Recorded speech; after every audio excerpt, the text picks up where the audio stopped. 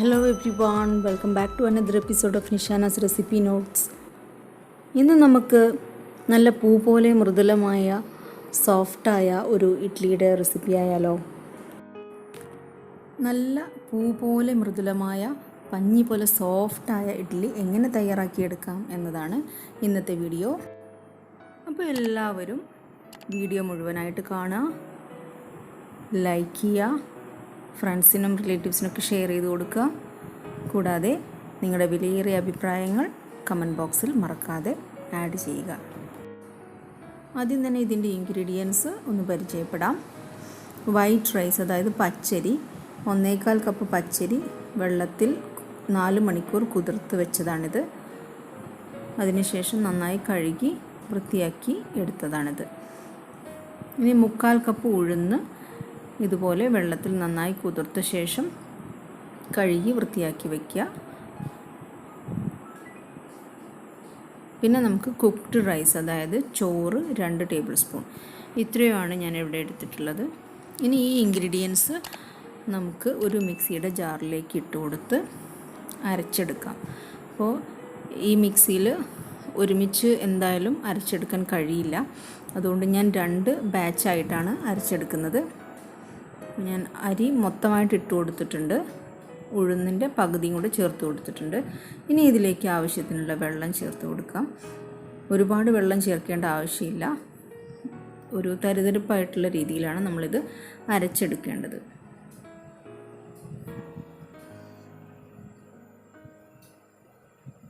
അപ്പോൾ ഇത് അത്യാവശ്യം അരഞ്ഞു വന്നിട്ടുണ്ട്. ഇനി നമുക്ക് ഇതൊരു ബൗളിലേക്ക് ട്രാൻസ്ഫർ ചെയ്ത് കൊടുക്കാം.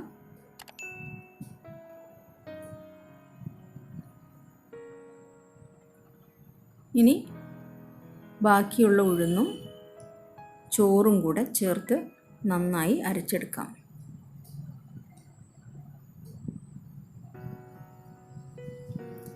നല്ല തിക്കായിട്ടുള്ളൊരു ബാറ്ററാണ് നമുക്ക് ഇഡ്ലിക്ക് ആവശ്യം. അതുകൊണ്ട് കൂടുതൽ വെള്ളം ചേർക്കണമെന്നില്ല. ഇതിപ്പോൾ 2 ബാച്ചായിട്ട് അരച്ചെടുത്തത് കൊണ്ട് തന്നെ ഇത് നന്നായിട്ടൊന്ന് മിക്സ് ചെയ്ത് കൊടുക്കണം.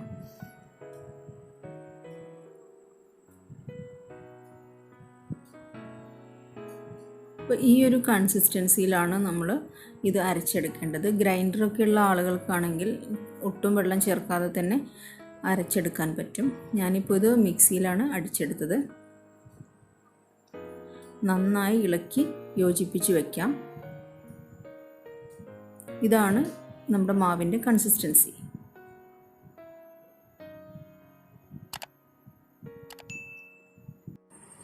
ഇനി ഒരു ലിഡ് വെച്ച് ഇതൊന്ന് കവർ ചെയ്ത് വയ്ക്കാം. നമുക്ക് ഒരു 8 to 10 hours എങ്കിലും ഇതുപോലെ റെസ്റ്റ് ചെയ്യാൻ വെക്കണം.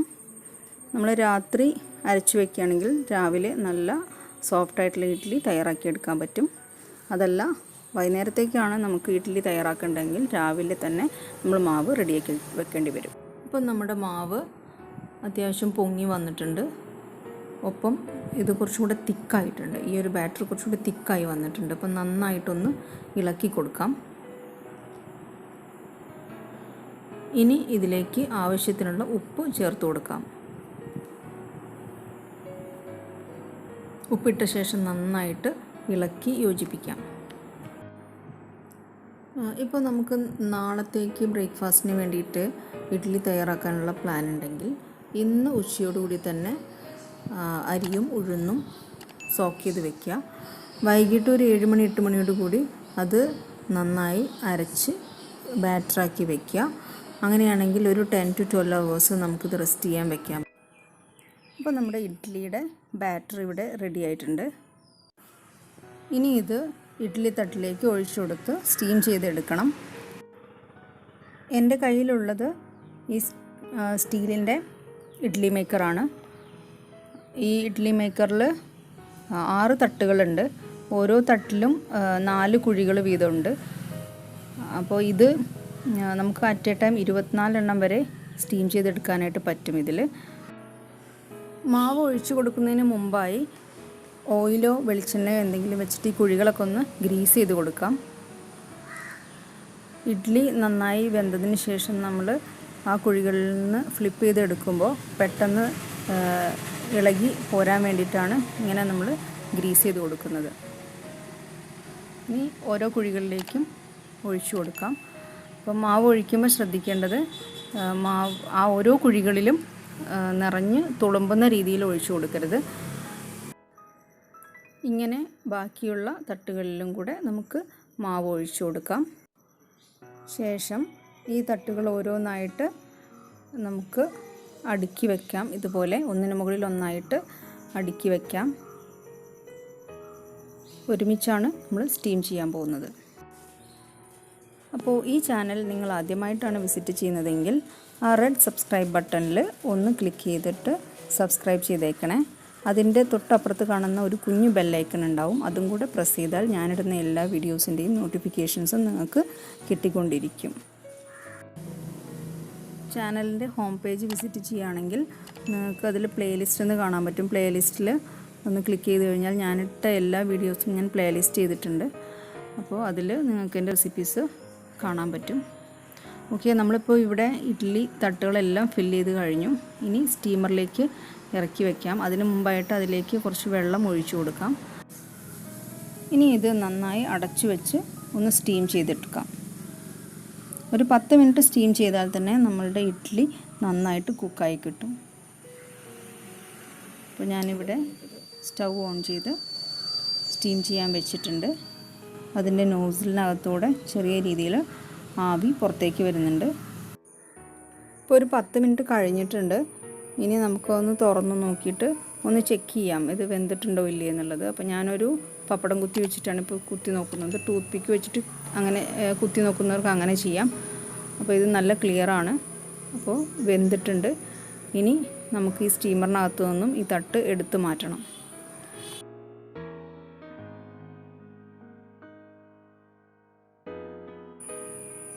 ഞാനിതിപ്പോൾ സ്റ്റീമറിനകത്തു നിന്നും മാറ്റിയിട്ടുണ്ട്. ഇനി ഈ തട്ടുകൾ ഓരോന്നും നമുക്ക് സെപ്പറേറ്റ് ആക്കിയിട്ട് എടുത്ത് വെക്കാം. അപ്പോൾ ഈ ആവി പറക്കുന്ന ഒരു ചൂടുണ്ടല്ലോ, ആ ചൂടൊന്ന് കുറഞ്ഞതിന് ശേഷമാണ് നമ്മളിതിൽ നിന്ന് ഈ കുഴികളിൽ നിന്ന് ഇത് ഫ്ലിപ്പ് ചെയ്ത് എടുക്കാൻ പോണത്. നല്ല ചൂടിൽ നമ്മളിത് അടർത്തിയെടുക്കാൻ ശ്രമിക്കുകയാണെങ്കിൽ ചിലപ്പോൾ അത് ആ കുഴികളിൽ നിന്ന് മുഴുവനായിട്ട് വിട്ടു പോരാതെ ഒരു വൃത്തി ഉണ്ടാവില്ല കാണാൻ. അതുകൊണ്ടാണ് ഇപ്പോൾ ചെറുതായിട്ടൊന്ന് തണുത്തോട്ടെ, എന്നിട്ട് നമുക്ക് ഇത് ഓരോ കുഴികളിൽ നിന്നും അടർത്തിയെടുക്കാം. അപ്പോൾ ഇതിൻ്റെ ചൂടൊക്കെ ഒന്ന് കുറഞ്ഞു വന്നിട്ടുണ്ട്. ഇനി നമുക്ക് ഇതൊന്ന് ഫ്ലിപ്പ് ചെയ്ത് നോക്കാം. ഞാനിവിടെ ഒരു സ്പൂണിൻ്റെ പിറകുവശം വെച്ചിട്ടാണ് ഇത് ഫ്ലിപ്പ് ചെയ്ത് എടുക്കുന്നത്.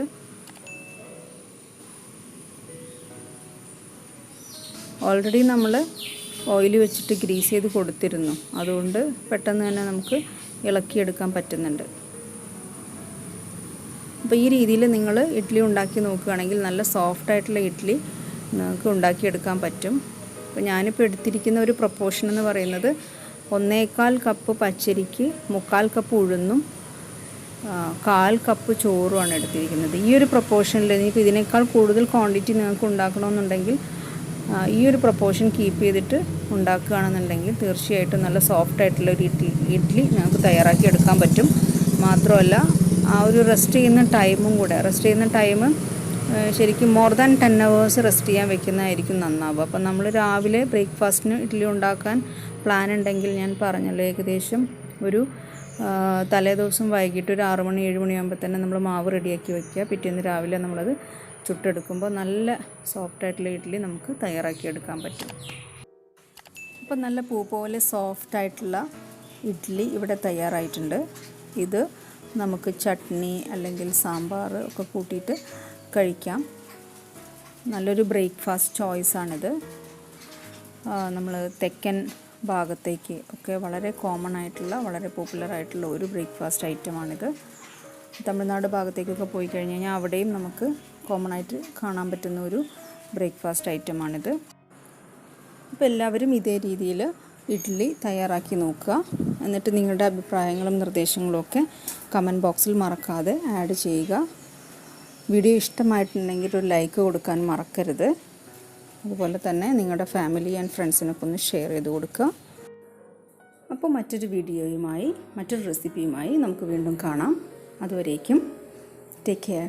By. Thank you for watching.